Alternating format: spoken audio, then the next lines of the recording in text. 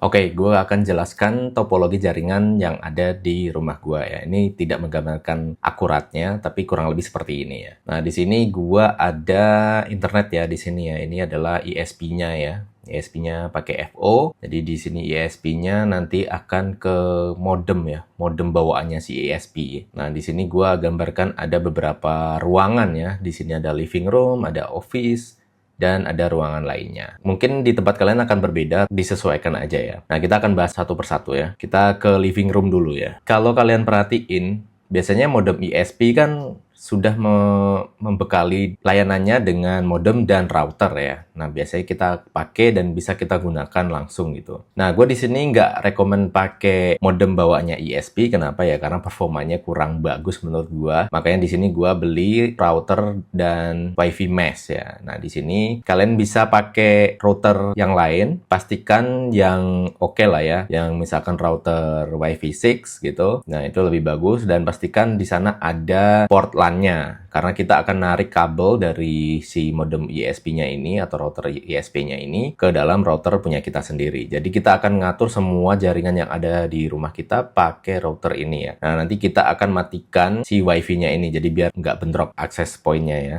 Jadi kita cukup clean, jadi kita tidak ada akses point yang lain selain punya router kita sendiri. Nah, gue di sini gue pakai router mesh. Kenapa? Karena gue akan mengkoneksikan beberapa ruangan dan gue males pakai kolor-kolor kabel gitu. Makanya gue pakai WiFi mesh ya. Jadi biar mereka koneksinya antar ruangan itu menggunakan near cable gitu. Jadi lebih clean dan yang pakai kabel gua fokus yang ada di area deket-deket sini aja. Nah, kemudian setelah dari router ini kita akan colok ini ya kabelan ke switch. Gunanya switch ini akan memecah beberapa koneksi ke beberapa device. Nah, ini contohnya di living room gua ada air purifier. Nah, dia koneksinya pakai WiFi ya. Nah, dia WiFi di sini. Kemudian ada CCTV juga koneksinya pakai WiFi ya. Nah, ini yang switch ini di ruang tamu ini untuk apa? Nah, gua kebetulan ada TV yang bisa connect pakai Ethernet. Kemudian ada game konsol ya, PlayStation. Jadi mereka bisa connect internet dengan lancar karena pakai kabel. Karena gua modelnya adalah cable first, then near cable. Kalau ada option kabel, much better. Oke, kita akan pindah ke ruang office. Nah, ruang office ini yang akan kita gunakan sebagai tempat kerja atau kita bisa bilang ruangan home server kita lah ya.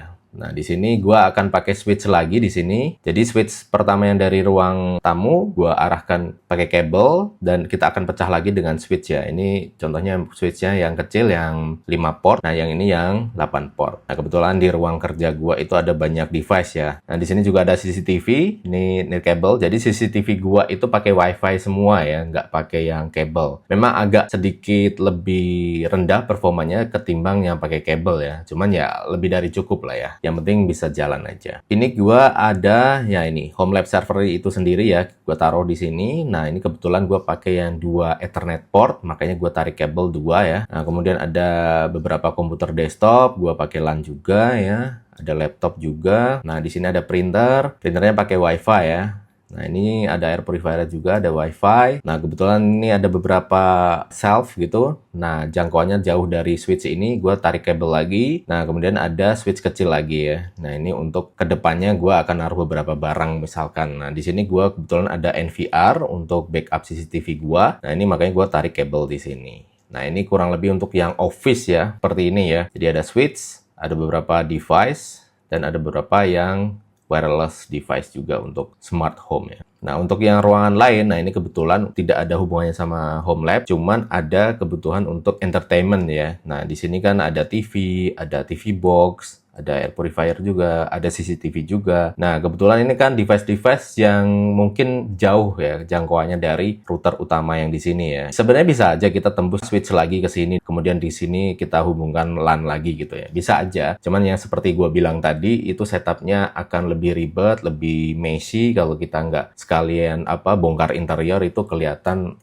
amburadul lah pokoknya. Nah, makanya itu gunanya WiFi mesh ini berguna di sini karena gue seolah-olah punya jaringan yang sama tapi terkoneksi nirkabel. Nah, ini pakai nirkabel. Kalian bisa menggunakan WiFi repeater atau WiFi extender sih sebenarnya. Cuman sejauh pengalaman gua pernah pakai itu barang, itu nggak solving secara performance ya. Kalau gua baca-baca ya, jadi mereka tuh pakai satu lane yang sama antara menerima dan nge-broadcast-nya itu sama. Jadi kayak ganti-gantian gitu loh. Satu channel dipakai selain untuk nge-broadcast ke device ini, tapi untuk ngepakai untuk yang ini ya, sinkronisasi dari router aslinya gitu. Itulah kenapa dia cukup panas dan lemot gitu. Pada akhirnya nggak akan solve juga. Nah, setelah gue ganti WiFi mesh, itu solving banyak hal ya. Jadi secara performance-nya improve. Bahkan bisa gue bilang kayak hampir mendekati performa ketika gue connect langsung ke sini ya. Gue nggak tahu gimana caranya. Intinya sih kalau gue baca WiFi mesh itu menggunakan channel yang berbeda. Kalau yang tadi kan satu channel dipakai untuk yang koneksi antar routernya dan antar device-nya. Kalau yang WiFi mesh itu mereka beda channel ya. Untuk koneksi yang ini itu berbeda. Untuk koneksi yang ke device yang connect-nya, si kliennya ini beda jalur. Makanya lebih kenceng gitu. Kalau gue berada di sini nih, speednya bisa dapet nih 100 Mbps karena gue langganan 100 Mbps. Itu dapet nih. Nah, kalau di sini tuh bisa sampai kayak 80-90 lah. Sedikit loss-nya gitu. Jadi seolah-olah kayak gue di sini gitu. Itu cukup untuk entertainment koneksi di sini ya. Jadi ya beginilah setupnya. Nah, sisanya wireless device lainnya ya bisa pindah-pindah ya antara ruang sini dan ruang sini dan sini ya. Nah, salah satu keunggulan kita menggunakan router WiFi mesh, kita pakai access point yang sama ya. Nama WiFi-nya yang kedetek di device kita itu nggak kayak WiFi ruang tamu atau WiFi lantai 1, lantai 2. Kalau extender kan access point-nya itu berbeda gitu. Nah, kalau di sini karena kita pakai WiFi mesh-nya itu cukup satu nama. Jadi kita connect di sini, nanti kita jalan ke sini atau ke sini, nanti kita nggak perlu reconnecting atau ganti access point lagi gitu. Jadi itu enaknya WiFi mesh. Jadi kayak seolah-olah WiFi-nya satu aja, tapi kita selalu terkoneksi gitu. Ya kayak bisa kita bilang kayak mini BTS gitulah ya, BTS di dalam rumah kita. Jadi semuanya terkoneksi gitu. Nah, ini kurang lebih topologi jaringan yang ada di rumah gua untuk setup home lab-nya. Sekaligus untuk koneksi smart home-nya. Seperti itu. Kita lanjut ke part berikutnya.